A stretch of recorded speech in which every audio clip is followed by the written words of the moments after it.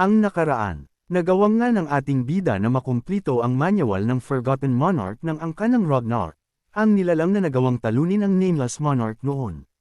Kaya lang ang natalo ng ating bida ngayon ay isa lamang version ng Nameless Monarch, hindi pa ito ang pinakatotoong kalaban. At hindi rin pa sapat ang lakas ng ating bida ngayon na gamitin ang nasabing pamamaraan, dahil sa unang paggamit pa lamang niya ay talagang napagod na siya ng husto. Pagpapatuloy. Sa wakas ay sumikat na ang araw sa nasirang lupain, na nagbubuhos ng maliwanag at mainit na liwanag sa malalalim na hukay at durog na guho. Sa gitna ng batong nawasak, isang simpleng sombrero na gawa sa dayami ang tahimik na nakapatong sa isang pansamantalang lapida, na pinapalibutan ng mga buhay na kulay lilang tulap na pambihirang nakaligtas sa labanan. Nakatayo sa gilid ng nawasak na puok, sina Theo na walang pangitaas na damit, si Rez, at ang batang hinaharap na Empress ay nakatingin sa kinahinatnan ng laban. Habang pinagmamasdan ng pinsala, casual na nagtanong si Rez, sino na ang mag-aalaga sa hardin ng tulap ngayon?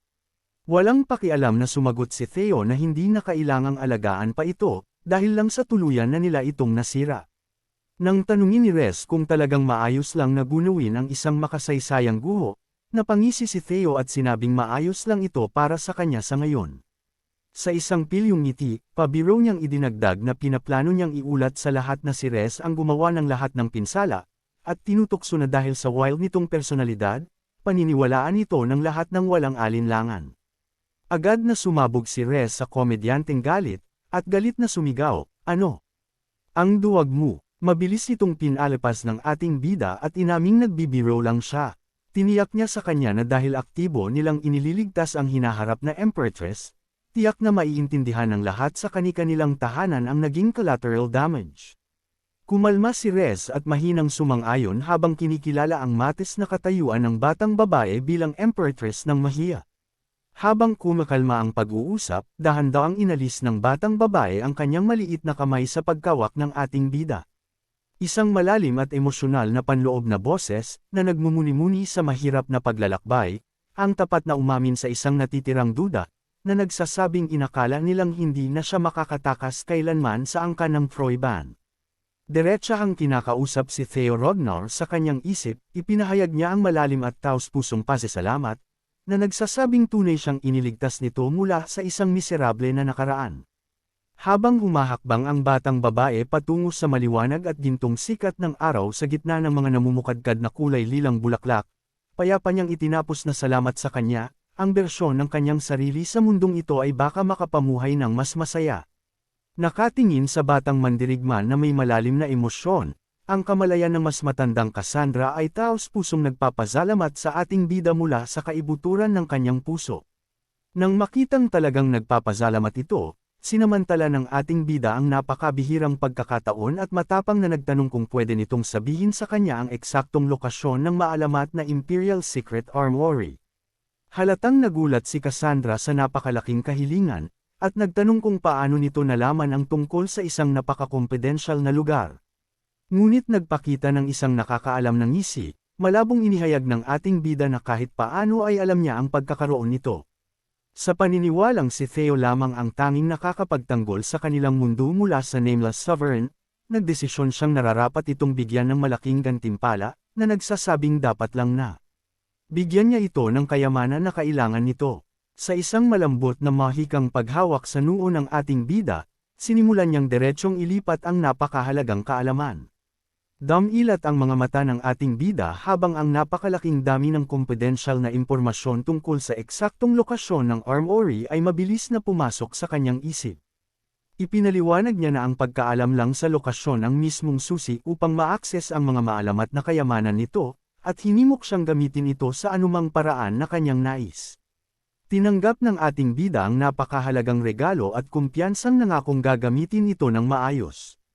Ngunit bigla na lang, ang espiritual na anyo ng mas matandang Cassandra ay mabilis na nag-glitch at nagsimulang maglaho.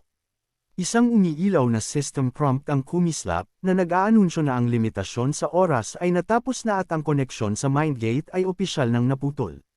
Habang ang Cassandra ng mas lumang linya ng panahon ay naghahandang tuluyang lumisan sa katawan ng batang babae, ginamit niya ang huling-huli sa kanyang natitirang koneksyon upang magbitiw ng isang huling taos-pusong pakiusap.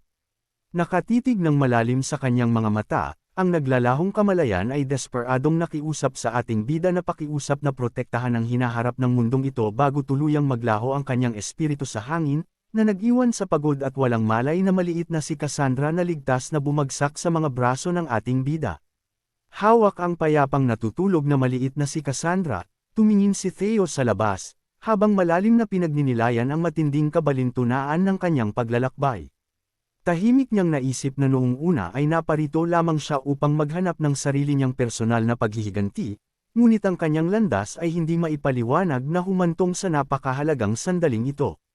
Narealize niya sa isang malalim na buntong hininga na marami na siyang naipasa sa kanyang mga balikat na kapalaran ng napakaraming tao. Bigla na lang, ang umiilaw na kulay asul na mga system window ay lumitaw sa harap ng kanyang mga mata, na opisyal na nagpaparating ng pagbati sa kanya sa matagumpay na pagliligtas kay Cassandra at nag-aanunsyo ng pagkumpleto sa Secret of Time Scenario Quest. Bilang kanyang gantimpala, isang misteryoso at maliwanag na umiilaw na kulay asul na itlog ang lumitaw. Ang tunay na kalikasan, epekto, at mga kinakailangan sa paggamit nito ay ganap na hindi alam. Nakatayo kasama si Theo sa gilid ng banging walang katapusan, ang nakamaskarang itim na dragon ay nakikinig ng mabuti habang tinatapos ng batang tagapagmana ang kanyang madilim na ulat. Kinumpirma ng ating bida na sinadya ng angkan ng Troiban na gamitin si Cassandra upang pabilisin ang katapusan ng mundong pagbaba ng Nameless Sovereign. Nang marinig ito, kumitid ang mga mata ng itim na dragon sa matinding pagkainis. Malungkot niyang inamin na mula pa sa mismong sandali na nasangkot ang masamang Holy Demon Church, dapat ay isinasaalang-alang na nila ang eksaktong posibilidad na iyon. Mapait na kinikilala na napakawalang ingat ng kanyang paghawak sa buong sitwasyon. Nakatayo sa gitna ng mga guho, pinuri ng itim na dragon sina Theo at Res para sa kani-kanilang determinadong tagumpay, na tahasang nagsasabing salamat sa kani-kanilang mga pagsisikap, matagumpay nilang naiwasan ang isang malaking sakuna. Humarap sa kanya si Rez, at tinanong ng itim na dragon ang kanyang pagkanoron sa musoleo. Ipinunto niya na dapat ay nakatalaga siya sa isang ganap na ibang misyon. Nakakaramdam ng ilang sa ilalim ng kanyang pagsusuri, na iilang na iniiwas ni Rez ang kanyang mga mata, na nahihiyang nagtatangkang katwiranan ang kanyang mga kilos sa pamamagitan ng pag-aargumento na nagawa pa rin naman nila ang trabaho. Nagdesisyon ang itim na dragon na isantabi muna ang talakayan sa ngayon, na kinikilalang bagaman mahirap humingi ng higit pa sa kanya pagkatapos ng napakatinding laban, kailangan niyang mabilis na bumalik sa mga paunang linya ng labanan. Malungkot niyang inihayag na ang patuloy na hidwaan ay patuloy na nagiging hindi favorable para sa kani-kanilang mga puwersa, na diretsyong isinisi ang lumalalang sitwasyon sa kabaliwan ng baliw na emperador ng dragon. Ang panloob na pag-iisip ng ating bida ay lumipat upang ilarawan ang kakambal-kimbal na katotohanan ng larangan ng digmaan.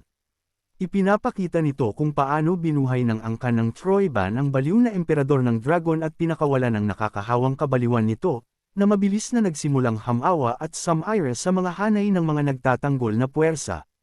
Ang sakunang kabaliwan na ito, ang mismong kaparehong karamdaman na minsan ay nagpalubog sa buong hilaga sa kaguluhan, ay napatunayang napakalakas kaya itinulak nito kahit ang mga may karanasang opisyal ng lampas sa kontrol, na nagdala sa buong pagsisikap sa digmaan sa ganap na kaguluhan. Gayunpaman, sa gitna ng malawakang takot at pagbagsak, binibigyang diin ng pagsasalaysay na may isang angkan na hindi natagaktak. Ang panel ay nakatutok sa isang matatag na figure na humahawak ng isang watawat na naglalarawan ng isang oso at isang espada habang pinagninilayan ng ating bida ang estratehikong pakinabang ng paghiram ng kani-kanilang hindi natitinag na lakas. Bumalik ang eksena sa nasirang musoleo kung saan isang napakalaking may pakpak na nilalang sa dilim ang biglang lumitaw. Sa panibagong determinasyon, inihayag ng ating bida na mayroon siyang plano at urgent na tinawag silang magmadaling bumalik. Sumanghal si Theo at sumakay sa napakalaking may baluting puting dragon na kanya lang naipatawag, na casual na nagsasabi sa grupo na ipapaliwanag niya ang mga detalye ng kanyang plano sa daan.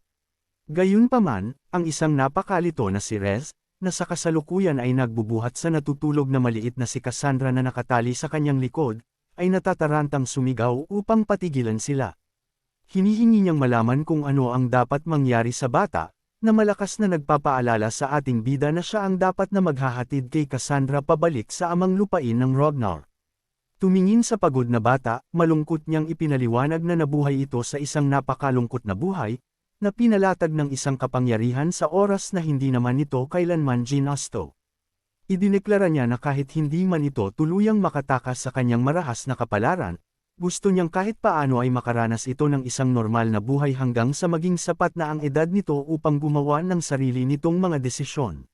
Si Rez, na halata pa ring naiinis at naiilang na inaayos ang naglalaway na bata sa kanyang likod, ay napipilitang umamin na naiintindihan niya ang taos-pusong damdamin, ngunit nagrereklamo kung bakit sa kanya ipinapaza ang paliwanag na ito. Ipinunto ng ating bida na malinaw na mas gusto siya ni Cassandra, na tinatawag siyang napakasama upang iwanan na lamang ang bata.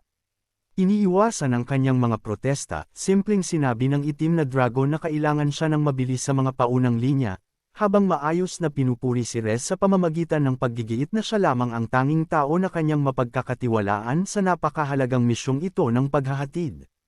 Habang ang napakalaking dragon ay yumuyukod upang lumipad, natatarantang sumigaw si Rez upang kumapit sila, na matinding nag-aargumento na mas angkop siya para sa pakikipaglaban sa harap kaysa sa pagiging babysitter. Ngunit ang kanyang mga reklamo ay hindi pinakinggan habang ang nilalang ay marahas na lumilipad patungo sa kalangitan na may nakakabinging tunog, na nag-iiwan sa galit na. Galit na si Rez na sumisigaw sa hangin habang nare-realize niyang umalis sila nang wala siya. Inaamin ang pagkatalo sa isang malalim at pagod na buntong hininga. Ang itim na tagapaslang ay humarap at matatag na tinawag ang kanyang mga tapat na bawian. Ang pangkat ng tagapaslang ay agad na lumuhod sa kanyang likuran ng sabay-sabay, na matinding sumisigaw ng kani-kanilang kahandaan na sundin ang kanyang bagong utos. Nakatayo sa gitna ng mga durog na guho na paligid ng mainit na liwanag ng umaga, ang isang pagod ngunit matinding determinado na si Rez ay opisyal na humahawak sa pamumuno ng natitirang pangkat, na malakas na nag-aanunsyo na agad silang babalik sa amang lupain ng Ragnar. Ang eksena ay dramatikong lumilipat malayo sa payapang pagsikat ng araw, na sumisisid sa isang nakakapangilabot na kulay dugong pulang kalangitan sa gabi. Ang salaysay ay pumumutol sa napakatibay na kabisera ng angkan ng Troyban, ang Astrava. Ang kahangahangang arkitektura ng kastilyo ng pinuno ng angkan ay ipinapakitang marahas na pinamamahayan ng isang nakakatakot at yumuyugyug na madilim na enerhiya na lubos na gumagaya sa sakunang korupsyon ng Outer God. Mataas sa itaas ng masamang kastilyo, isang uwak ang bumababa sa pulang kalangitan. Habang ang ibon ay bumababa ng mas mababa, ang isang napakalaki at may malakas na sandata na sundalo ay ipinapakitang nakatalaga sa isang nakakatakot na nakakabit na bolista sa mga pader ng kastilyo, na nerbiyos na humahawak sa mekanismo ng pagpapaputok habang nakatitig sa mukhang dugong guhit ng tagpo. Sa kabila ng matataas na pader na bato, isang nakakatakot na eksena ang nagaganap. Isang napakalaki at malawak na larangan ng digmaan na ganap na puno ng mga nakakakilabot na bangkay ng mga natalong sundalo at pinatay na mga drake, na lubos na nagbibigay diin sa nakawasak at katapusan ng mundong antas ng patuloy na digmaan. Ang eksena ay lumilipat sa kampo ng Ragnar malapit sa Astrava, na matatagpuan sa labas lamang ng nakakatakot at kulay dugong pulang liwanag ng kabisera ng Troyban. Laban sa likod ng isang maliwanag na bilog na buwan at ng nakakatakot na pulang kalangitan sa gabi, ang napakalaking puting dragon na may baluti ay marahas na lamalapag, na nagpapatalsak ng napakalaking ulap ng alikabok at mga labi habang sina Theo at ang nakamaskarang itim na dragon ay bumababa. Naglalakad sa kampong nasira ng digmaan, ang isang pinawawasang si Theo ay tumitingin sa paligid sa nakakasakal na kapaligiran, na malungkot na napapansin na ang madilim na aura at kabaliwan ay mas matindi kaysa sa kanyang orihinal na narinig. Ang itim na dragon ay naglalakad sa unahan, ang kanyang madilim na kapa ay malakas na sumasayaw sa hangin habang ang isang uwak ay lumilipad ng nakakatakot sa itaas.